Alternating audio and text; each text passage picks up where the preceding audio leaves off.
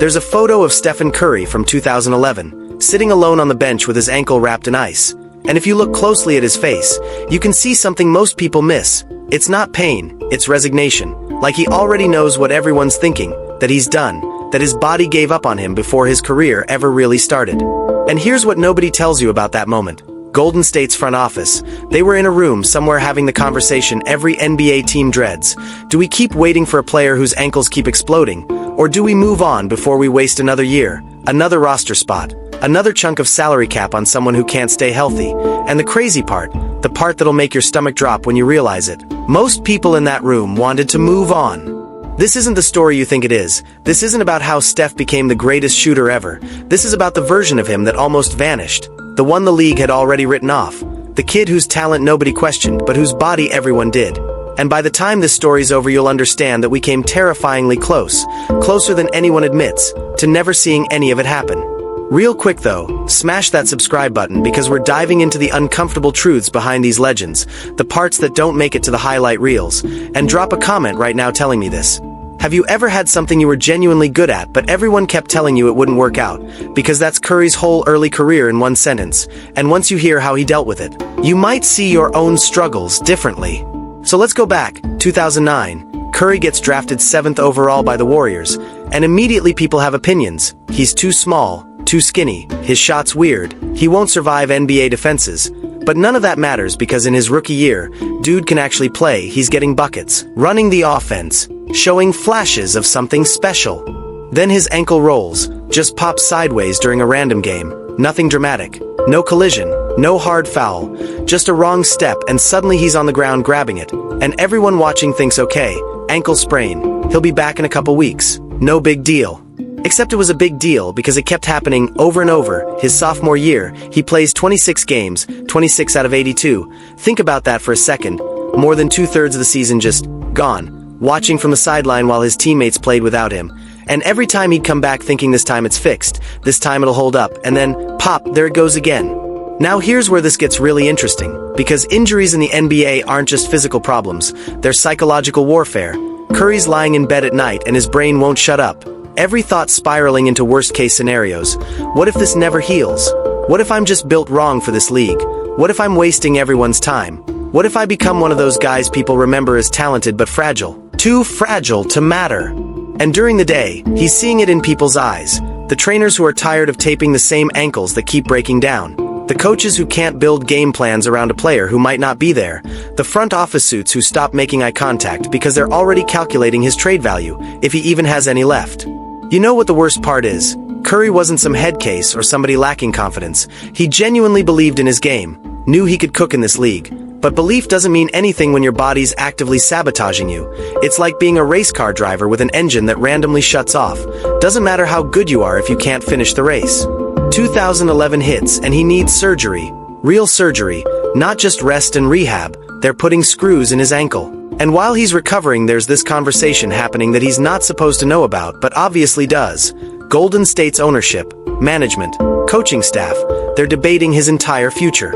On one side, you've got people saying, look, the kid can shoot, he's got vision, we've seen the potential, let's give him time, let's invest, let's build around what he could become. But on the other side, and this side's louder, you've got the numbers people, the analytics folks, the risk assessment team saying we cannot commit long-term money to a player who's missed this many games. It's not personal, it's math, it's business. It's survival in a league where one bad contract can set you back 5 years. And Curry knows this. He's not naive. He understands that in the NBA you're valued based on availability. Potential means nothing if you're always hurt, and he's watching other players from his draft class getting extensions, getting paid, getting recognition, while he's rehabbing in empty gyms wondering if he'll even have a team next year. The contract situation comes down to this.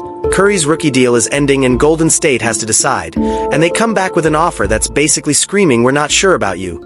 For years, $44 million, which sounds like a lot until you realize they're essentially saying you're not a max player, you're not a franchise cornerstone, you're a gamble we're willing to take at a discount. And some people told Curry don't take it, test free agency, see what else is out there, bet on yourself. But here's the thing, Curry knew something most young players don't accept. He knew his leverage was shot, knew other teams saw the same injury reports Golden State did, knew that betting on himself meant risking everything if his ankles didn't cooperate. So he took the deal, signed it, locked himself in. But signing a contract doesn't fix broken ankles. Doesn't erase the fear that lives in your head every time you plant your foot to change direction. Curry's playing now, but he's not playing free. He's playing scared, calculating every cut, every jump, every landing. Because one wrong move validates everyone who said he was too fragile. One more injury and the narrative becomes permanent. What's happening behind the scenes during this time is something fans never see.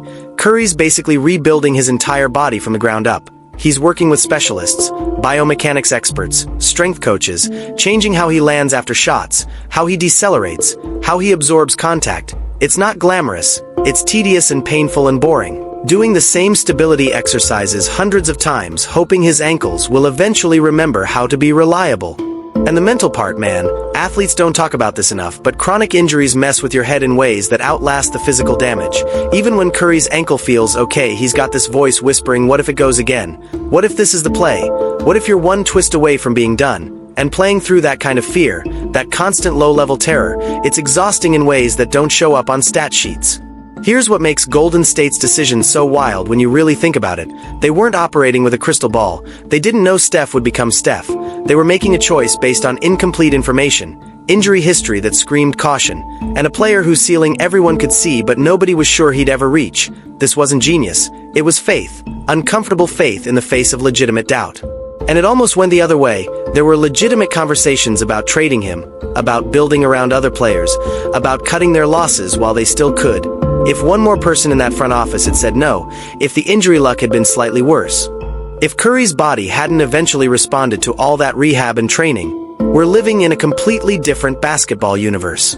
Think about what doesn't exist if Golden State loses patience 6 months earlier. No Splash Brothers, number 73 win season, no unanimous MVP, no revolutionizing how the game is played, none of it.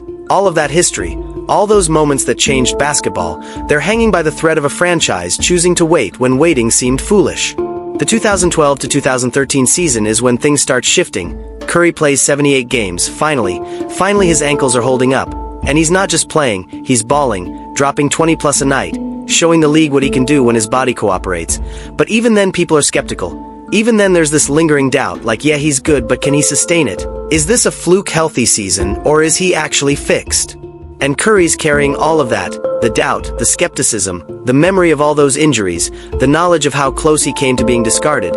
He's playing with something to prove now, not just to the league but to himself, to show that all that pain and rehab and fear was worth it, that he's more than his fragile ankles, that the body that betrayed him can actually be trusted. What's beautiful and heartbreaking about this whole story is how it reframes everything we think we know about success. We celebrate Curry now as this revolutionary, this game changer, this icon, but we forget, or never knew, that his entire career was saved by the slimmest margin, by a front office willing to wait just a little longer, by his body finally responding to all that work, by luck and timing, and a million small decisions that could have gone differently. And that's the thing about greatness that nobody wants to admit. It's fragile, it's uncertain, it's often one bad break away from never happening. We like to pretend that talent always rises, that the best always win. That destiny is real, but Curry's story proves that's not true. Sometimes the most talented people don't make it, not because they weren't good enough, but because circumstances, bodies, timing, luck, it all has to align, and usually it doesn't. So when you watch Steph now, hitting ridiculous threes, changing defenses with gravity alone, making the impossible look casual, remember you almost didn't get to see any of it. Remember that version of him sitting on the bench with ice on his ankle wondering if his dream was over. Remember that the NBA was ready to move on, had basically already moved on, and only waited because a few people in one organization decided to take a risk that terrified them. And I need you to comment below, honestly, what's something you gave up on because it felt too risky, too uncertain, too fragile, because maybe, just maybe, you were closer than you thought. Maybe you needed just a little more patience, a little more faith, a little more willingness to wait when waiting seemed impossible. Curry's legacy isn't just about what he accomplished, it's about what almost never was. It's about fragility surviving long enough to become strength. It's about a career that was saved not by certainty, but by someone choosing to believe when belief required courage. And that, more than any championship or record, is what makes his story matter beyond basketball.